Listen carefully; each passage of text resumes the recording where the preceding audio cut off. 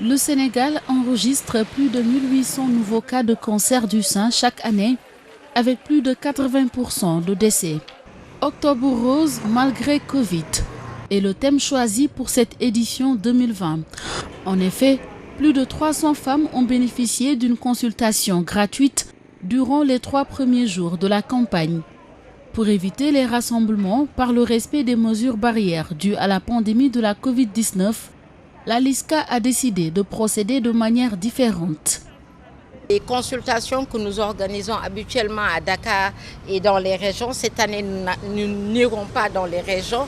Les rendez-vous sont pris au téléphone, donc on leur donne des tranches horaires, elles ne se regroupent pas, elles prennent rendez-vous. Nous avons 2 numéros de téléphone sur lesquels les femmes peuvent appeler. La gente féminine a répondu à l'appel de la Ligue sénégalaise contre le cancer. Connue pour être des examens cliniques onéreux, les femmes profitent de la gratuité de la consultation pour s'assurer de leur état de santé. Je ressentais une douleur au niveau de mon sein. C'est pourquoi lorsque j'ai été informée de cette présente campagne, je n'ai pas hésité. Finalement, le médecin m'a assuré qu'il n'y avait aucune anomalie. La campagne d'Octobre Rose est un rendez-vous annuel durant lequel des activités de sensibilisation vont se tenir à travers le pays.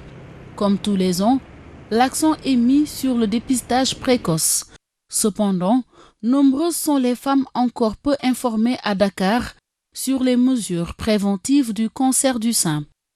En Afrique, vraiment, nous avons de sérieux problèmes parce qu'il n'y a pas de communication. S'il n'y a pas de communication avec les médecins et la population, ça ne peut pas aller. Pour faire le cancer du sein. Je n'ai jamais fait le dépistage du cancer du sein. J'ai souvent entendu parler de l'autopalpation mammaire lors des campagnes de sensibilisation. On recommande souvent de le faire après chaque menstruée. Le cancer du sein est le premier cancer féminin au Sénégal, suivi par celui du col de l'utérus. Avec près de 1600 décès, la plupart des cas sont diagnostiqués à des stades avancés.